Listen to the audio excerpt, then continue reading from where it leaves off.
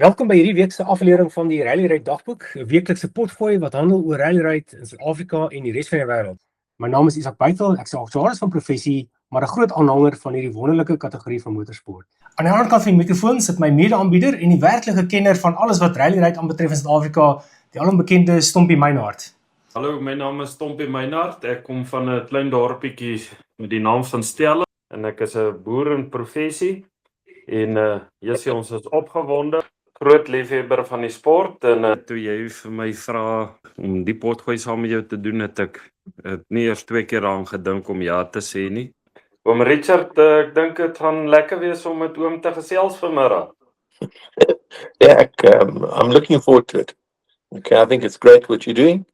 Ja, daai tyd was dit nog by die modderwedrenne voor dit nog die off-road rallies was. Off-road racing, of as ons hom ken soos veldwedrenne, was die begin van rally ride. Ek het elke ding wat kon ry op die plaas en ek probeer ry en ek kon net nie die gras ry nie, maar En hy gaan so 'n bietjie te kere daar om die stoor en dis net stof en sand en klippe en hy stop en hy sê vir my, nou hoe voel dit om iemand anders se bakkie so 'n bietjie te spin.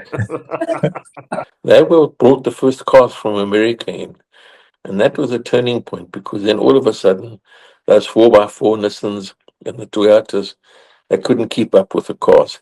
Ek meen, hulle het 'n splinter nuwe Land Cruiser gekoop vir R5,000 en hulle het die roof gaan ry net so standaard. Hulle het net rollbars opgesit en hulle het die reisies gewen. En daarna het ons 'n partytjie gehou en 'n braai en altyd gepraat oor die wedren en if only racing, jy weet, if only dit het gebeur en if only that het gebeur. So en toe op toe raak ek vyfvol en ek sê vir die ouens, ja, kom ons kat hierdie rope. Let's cut the rope. En ek wys vir my die rope afsny dat die ene, no, you can't do that. Toe begin oom hulle ons nou geld kos, want toe begin ons nou ons eie bakkies bou, want ons wil ook soos oom ry. En ja, so ek sal die rekening na die potgooi vir oom stuur. Nee, is reg, ek sal hom aanstuur. Books of me were smuggled into Mexico. It's the bar. and we did well, you know. Deur die bos, en jy sal nie glo nie, hier spring 4 girls voor ons uit en hulle flash vir ons. Yes, en ons stop net daar. Want ons soek nou eintlik 'n spanner. Nou weet ons, hier's nou mense en die girls hardloop sommer weg. Ek sê nie, moenie weg hardloop nie, kom hier so, ons soek 'n spanner. jy het nou die finishers badge gesê, ja, kyk hierdie ding, ek het hom gekry.